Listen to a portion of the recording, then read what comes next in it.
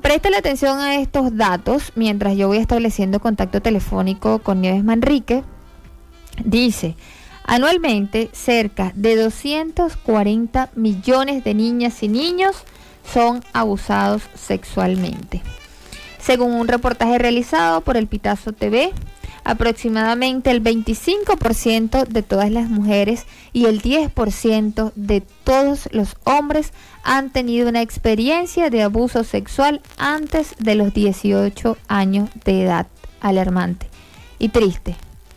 En un 50% de los casos, los niños cuentan a alguien su experiencia y solo un 15% resulta en una denuncia a las autoridades. Fíjense, de un 50%, solamente un 15% denuncia, y lo que es peor aún, solo un 5% termina en un proceso judicial, en un juicio. Solo un 5% de ese 50%. Vamos a conversar porque ya la tenemos en línea con Nieves Manrique, abogado, especialista en derecho familiar, y estamos como siempre agradecidos contigo, Nieves, por tu tiempo. Bienvenida nuevamente a Café con Calma. Buenas tardes, Andrea, buenas tardes a toda tu audiencia. Bien, Nieves, feliz de estar acompañándote con este tema tan polémico. Sí, y tan necesario abordarlo justamente en este tiempo, Nieves, que yo te preguntaba, y bueno, no era por ahí que quería comenzar, pero realmente a mí me llamaba la atención la opinión que tú me dabas hoy temprano acerca de que los casos por abuso sexual están aumentando en cuarentena, y tú me dabas un dato bien interesante al decir que estaban ahí, pero quizás no lo habíamos notado. Háblanos al respecto, Nieves, por favor. Sí, mira, en una conversación que tuvimos en un programa pasado te decía que la familia es como el iceberg. Usted ve solo la pequeña parte y lo demás, lo que está abajo, no se ve. Volver a casa, esta cuarentena, esta cuarentena obligatoria que tenemos, este apego familiar a que hemos sido obligados, nos permite mirar muchísimas cosas dentro de nuestra dinámica familiar que de repente no veíamos antes. Entonces, para mí es una falsa creencia, es que antes era más, ahora era menos. El fenómeno del abuso sexual ha existido siempre en las familias venezolanas. Lo que pasa es que ahorita estamos menos tolerantes, los niños están menos permisivos, hay más espacios de comunicación, y como el delito de abuso sexual generalmente es un contexto de secreto, de miedo, de falsas creencias, ese secreto ahorita que estamos en casa se vislumbra porque ahorita volvimos a casa. Ahorita hay más oportunidad, más que mirar, ver qué está pasando en nuestra dinámica familiar. ¿Qué hacen nuestros niños? Porque tenemos la oportunidad de monitorearlos y de verlos todo el día. Entonces, hay más observación, hay más compenetración entre las familias, y hay cosas que uno antes no evidenciaba y ahorita dice, wow, estas son cosas que yo no había visto en mi dinámica familiar. Y el abuso sexual es uno de esos terribles secretos que a veces se guardan en una dinámica familiar y estamos nosotros en la inocencia pues por el día a día. Nieves, y ya teniendo la evidencia de que existe el abuso, ¿cuál es el procedimiento, cuáles son los pasos legales que se deben seguir para realizar la denuncia? Mira, el abuso sexual pues, generalmente hay un patrón cultural que lo ha mantenido en secreto, ¿no? Pero es muy importante ratificarle a la población que todo abuso sexual, de la denominación que sea violación, tocamiento, actos lascivos, exhibición, mostrársele desnudo a un niño, eso es abuso sexual. Es un delito en Venezuela y cuenta con un marco jurídico internacional ratificado por Venezuela desde 1990. Tenemos data de más de 30 años de instrumentos internacionales que condenan el abuso sexual en niños, niñas y adolescentes, y tenemos una serie de leyes nacionales vigentes que condenan el delito de abuso sexual. Dentro de ellas tenemos la Ley Orgánica para la Protección del Niño, Niña y Adolescente, que es específico en los delitos que tienen que ver con violación, acceso carnal, pornografía en niños y adolescentes. Tenemos también ahorita la ley contra delincuencia organizada, habla sobre la pornografía y la exhibición a niños, niñas y adolescentes de material pornográfico. También está la ley contra delitos informáticos. Es decir, que este es un delito que no solamente tiene 30 años de vigencia, ¿no?, contemplado punitivamente, sino que las nuevas leyes, imagínate, la ley de delitos informáticos también lo contempla como un delito, lo que tiene que ver con la pornografía y la exhibición de material pornográfico a niños, niñas y adolescentes. Entonces, es un delito que está contemplado y que tiene aparte de la pena, tiene un proceso especial. Todo aquel que sea víctima de un delito tiene el derecho de denunciar, la víctima. Y el que conozca de un delito contra un niño o un adolescente tiene la obligación legal, porque hay penas desde 3 meses de prisión hasta 1 año para el que omita el maltrato a un niño o adolescente, y más cuando es un abuso sexual. El cuidador, la madre, el padre, el abuelo, el responsable inmediato, el docente, el personal de salud. ¿Sabes que la mayoría de los abusos sexuales lo evidencian los pediatras o el médico cuando tú llevas a un niño con un dolorcito? Las mamás o los papás inocentemente le duele por aquí, será que se cayó, y eso lo evidencia el médico. Hay una obligación legal de iniciar la denuncia penal en todos esos casos. ¿Y esa denuncia se debe colocar en qué organismo? Porque por lo general, yo desconozco la materia, pero por lo que he leído, he escuchado, las personas acuden directamente a los órganos policiales, al CICPC, a la policía estatal. Bueno, en el caso de delitos contra niños y niñas o adolescentes, yo siempre voy a recomendar a los órganos especializados. ¿Por qué, Andrea? Porque los órganos especializados tienen una capacitación y están un poquito más sensibilizados con el interrogatorio, las preguntas y todo el tratamiento que le dan. Nosotros tenemos el Consejo de Protección del Niño, Niña y Adolescente, que debe funcionar en todo municipio. Funciona los 365 días del año, las 24 horas. Siempre tiene que haber un consejero de guardia.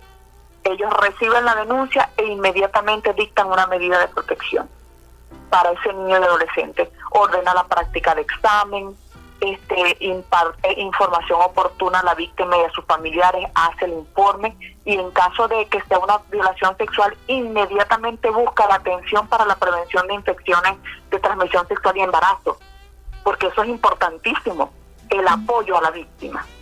Y ese apoyo a la víctima lo tiene bien claro y están capacitados los órganos especializados. En este caso sería Ministerio Público, que es la Fiscalía de Protección del Niño, Niña y Adolescente, y tenemos el Consejo de Protección o una Defensoría de Protección que inmediatamente te remite al Consejo.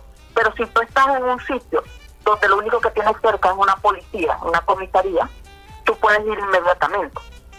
Pero yo lo que recomiendo a los papás cuando me preguntan es ir a los órganos especializados, porque aquí te cuidas un poquito de cómo va a ser el interrogatorio que le hacen al niño, cómo le van a tomar la denuncia, el tratamiento que se le va a dar inmediatamente al niño para evitar la victimización de la víctima, pues, porque por parte del Estado. Porque ahorita te llevo aquí a esta comisaría, pero después te llevo al Ministerio Público o después te llevo al Consejo de Protección. Entonces tienes que relatarme aquí, relatarme allá y relatarme más allá de lo que te pasó. Entonces yo someto a esa víctima a situaciones inútiles e innecesarias. Entonces es importante que uno sepa que tiene que acudir a los órganos especializados, los que están en competencia para tratar situaciones con niños, niñas y adolescentes. Tenemos Fiscalía, que es el Ministerio Público, y tenemos los Consejos de Protección del Niño, Niña y Adolescente. Mira, yo estoy viendo las cifras que comentaba al inicio de tu entrevista, según el Pitazo TV, donde dicen que solo el 5% de las denuncias, de un 15%, terminan en un proceso judicial, en un juicio. ¿Por qué? ¿A qué se debe que sea tan bajo este porcentaje de las denuncias que se hacen en comparación de ese 50% de niños que llega a contar su experiencia de abuso sexual a una persona adulta, luego se reduce a ese 25%, a ese 15%, perdón, que termina en una denuncia y solamente un 5% en juicio? Fíjate, El delito de violación o de abuso sexual es un delito que es difícil de probar. Y mucho más cuando no ocurre en flagrancia. En flagrancia es cuando es en el momento, ¿no? Entonces, el probar que esta persona cometió un acto contra un niño en el ámbito judicial se hace un poco difícil. También es un delito que tiene que ver, y tenemos que recordar que el derecho es prueba. Si no se hace, si no se logran los medios probatorios para alcanzar una sentencia condenatoria, la persona, aún siendo culpable, sale en libertad porque el juez no tiene las pruebas. Es por ello que la Fiscalía del Ministerio Público tiene que ser muy atenta a ver cómo recaba las pruebas y los testigos. Y como el delito de violación generalmente ocurre en el ámbito familiar, es estrictamente privado, qué difícil es conseguir testigos. Qué difícil es conseguir gente que se comprometa. Además que hay un patrón cultural, Andrea. Hay un patrón cultural instaurado, que si alguien te enseñó sus partes, ay, eso no es abuso sexual, ese señor estaba medio loco. O era que estaba borracho. Sí. Siempre se justifica al agresor, Andrea. Siempre se justifica el agresor. Yo le decía a unos funcionarios policiales en un taller que le daba de violencia contra la mujer y la familia, les decía, nosotros no podemos esperar que venga la señora con la oreja en la mano para yo demostrar un maltrato físico por parte de mi pareja. Con el simple hecho de que yo venga asustada a reclamar, usted tiene que iniciar el procedimiento, porque la mayoría de los procedimientos tenemos que apostar a que sean preventivos. Entonces, ¿qué ha pasado? Que hay muchos abusos sexuales que no llegan a violación carnal, sino que a contacto físico, a exhibición del niño, a tocamiento, y cuando eso se lleva al ámbito judicial, no se recaban todos los medios probatorios y generalmente queda como en un invento del niño o en una venganza del padre contra ese supuesto pobre señor agresor. Entonces eso ha generado que las denuncias sean bajas. Y no tanto que las denuncias sean bajas, yo tomo la fuerza para ir a sacar algo de la intimidad de mi casa para la calle. Sin decir, mira, aquí hay un hermano mío, un tío, o el esposo de mi mamá que se atrevió a hacer esto. Pero después que yo saco esa fuerza y la mitad de la familia se me divide, unos me van a hablar y otros me van a decir que no, porque yo le hice eso a este pobre señor, que tengo que recordar otras cosas, que nos ayudó, que nos crió X. Y después que yo hago eso, me voy a los órganos jurisdiccionales y no consiguen recabar las pruebas necesarias y esa persona sale en libertad por falta de pruebas.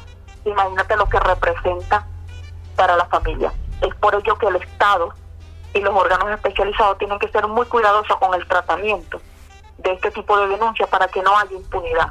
Porque a medida que hay impunidad, Andrea, hay menos gente dispuesta a denunciar.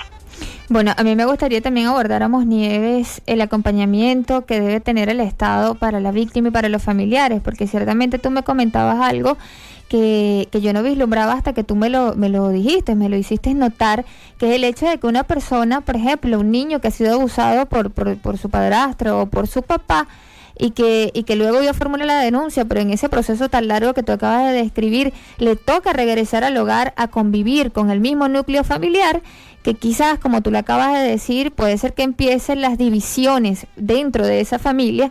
Entonces, ¿cómo se puede sentir ese menor? ¿Qué ocurre entonces? ¿Qué debería hacer el Estado? Mira, la norma establece, porque en norma tenemos 20 puntos, la ley lo establece, y existe un conjunto de normas que dice que cuando se lleva un procedimiento que tiene que ver con niños, niñas y adolescentes, hay unos programas. El Consejo de Derechos de Niños, Niñas y Adolescentes de cada municipio debería tener programas de atención y acompañamiento a los niños víctimas de maltrato. Y el abuso sexual es un tipo de maltrato. Entonces, ¿pero qué pasa, Andrea? Esos programas no existen. Hay muy pocas ONG trabajando en esta área y las que conocemos generalmente trabajan en Puerto Ordaz o trabajan en los municipios capitales, pues. Y cuando ocurren en los pequeños municipios, puedo hablar del caso del municipio Piar, del caso de Padre Chain, del Palmar, de aquellos sitios, allí no existe ningún tipo de figura, ningún tipo de programas de protección y de acompañamiento. Entonces esta persona se regresa el agresor con la víctima hasta en el mismo carro mientras se da el juicio, porque como no hubo flagrancia, él no está detenido. Entonces, ¿qué pasa? Que eso genera una situación de tensión, de angustia y de dolor tanto para la víctima como para los familiares inmediatos que están denunciando. Y si le sumamos el calvario procesal, que son los lapsos que duran muchísimo tiempo, la gente termina olvidándose, termina haciendo una terapia de perdón, que no está mal, pero lo que tenemos que tener claro y crear conciencia, que todo acto que vulnere el derecho a una sexualidad sana y consciente a un niño, a una niña, a un adolescente, es un delito. Bien, nos queda poco tiempo, Nieves, y yo quisiera habláramos un poco acerca de la prevención. Ya sabemos que es un delito, está totalmente penado por la ley, pero adicional a eso, ¿qué podemos hacer para prevenir? Porque tú me planteabas una interrogante también bien interesante, que es acerca de que cuál es la edad, a qué edad la Constitución te faculta, la ley te faculta para que tú puedas tener relaciones sexuales. ¿Eso existe dentro de la Constitución? No, eso es una pregunta común en los adolescentes. En secundaria, cuando uno está trabajando con ellos en la educación sexual, ellos siempre te preguntan, bueno, pero ¿a qué edad uno puede tener relaciones sexuales? ¿No? Y es una pregunta común a los abogados en esta área. Y me da mucha risa porque ellos lo que están esperando es que uno le dé el play, ¿no? Entonces, yo les digo, fíjate lo que dice la norma. La norma dice que toda persona tiene derecho a ser protegido contra abuso y explotación sexual y tiene derecho a ser educado, ojo, tiene derecho a ser educado para que ejerza una relación, para que ejerza una vida sexual sana, voluntaria y sin riesgo. No solamente su salud sexual, sino una maternidad y paternidad responsable. Yo siempre he dicho que la Constitución es tan respetuosa con el tema familia y con el tema humanidad, que reconoce que cada familia es única y irrepetible y que no nos dice que es bueno ni malo, sino que cada quien según su patrón cultural y su patrón de creencia va a decidir. Pero hay cosas que son legales e ilegales. Entonces, ¿qué pasa? Que nosotros los padres, según el artículo 26 de la LOMNA, tenemos el sagrado derecho y deber de brindarle una familia a cada niño que tenga un ambiente de seguridad y protección. Cuando hablamos de seguridad y protección, entra ahí la educación sexual para que ellos puedan ejercerla en libertad de acuerdo a su desarrollo. Fíjate que te dice de acuerdo a tu desarrollo. ¿Y cuándo es de acuerdo a tu desarrollo? Cuando yo me sienta consciente y consecuente de que yo puedo asumir las consecuencias de una relación sexual. Porque una relación sexual no es solamente el acto de hacer el amor, sino que también allí viene incluido, y a veces uno no lo quiere, en esa cohabitación que es la descendencia, para ejercer una paternidad y maternidad responsable. A veces no es la descendencia, a veces es mi salud, porque puedo tener una enfermedad de transmisión sexual. Entonces, cuando yo le digo a mis adolescentes, cuando tú seas capaz de lidiar con esas consecuencias, tú eres capaz ya de tener una vida sexual activa. Entonces, cuando tú educas en conciencia, el adolescente te va a decir, ¿a qué edad yo me puedo fumar mi primer cigarrillo? Cuando tú estés en conciencia de las consecuencias de un cigarrillo y que también tengas para comprar el cigarrillo, produzcas para comprar el cigarrillo. ¿A qué edad yo puedo tener mi primera pareja? Bueno, cuando tú tengas el suficiente desarrollo como para decir, si una relación sexual puede traerme una enfermedad de transmisión sexual, pero también puede traerme un hijo, mi organismo está preparado, porque una niña de 12, 14 años, no, su organismo, sus pequeños pulmones, sus pequeños ovarios no están preparados para traer una vida y para alimentar una vida. Por eso es que la mayoría de las niñas de 14, 15, 16 años son embarazos de alto riesgo. Entonces, ¿qué le corresponde a la familia como prevención primaria? Educar. Y cuando yo educo en amor y protección, yo educo en una afectividad sexual. Es decir, yo tengo que enseñar a mis hijos qué es afectividad, qué es afecto y qué es sexualidad. ¿Sabes por qué, Andrea? Porque hay gente que nunca le dieron amor cuando chiquito, y son esas personas que andan por allí de 40 y 20 buscando un abrazo, no importa las intenciones secundarias del que te dé el abrazo, tú solamente andas buscando el abrazo que no te dieron. Sí. Entonces, qué importante es educar a un hijo para que se sienta amado, para que se sienta aceptado, y no ande buscando en los otros el amor que él tiene dentro de sí, ni la seguridad ni la confianza. Entonces, ¿a qué edad? Cuando tú estés, cuando tú tengas el desarrollo correcto y estés en conciencia. Pero ¿quién me va a educar para estar en conciencia y en el desarrollo? Mi familia. ¿Quién es mi familia? Papá y mamá. Por eso es que uno de los mayores factores de riesgo en los abusos sexuales es desapego paterno y materno. La mayoría de los niños que son abusados sexualmente en la familia hay conflicto conyugal y desapego materno y paterno para con los hijos. Bien, Nieves, se nos terminó. Son uno de los factores de riesgo. Se nos terminó el tiempo, pero quiero invitarte, por favor, a que nos comentes tus redes sociales para las personas que te están escuchando y quieran seguirte para obtener mayor información. @Nieves Manrique. Bien, Nieves, muchas gracias por participar en esta campaña. Bueno, gracias a ti, Andrea, y te felicito a ti y a la emisora Full 106.9 por trabajar con este tema tan necesario en estos tiempos y tan educativo. De verdad que le estás llegando a un público que necesita. Nosotras, las mamás que estamos en crianza, las abuelas que estamos criando, los que estamos cerca de cualquier niño, cualquier adolescente, necesitamos manejar estas herramientas, porque nunca vamos a erradicar, pero sí vamos a prevenir y evitar que el abuso sexual siga ocurriendo en nuestras familias. Bien, te agradecemos, Nieves. Bien,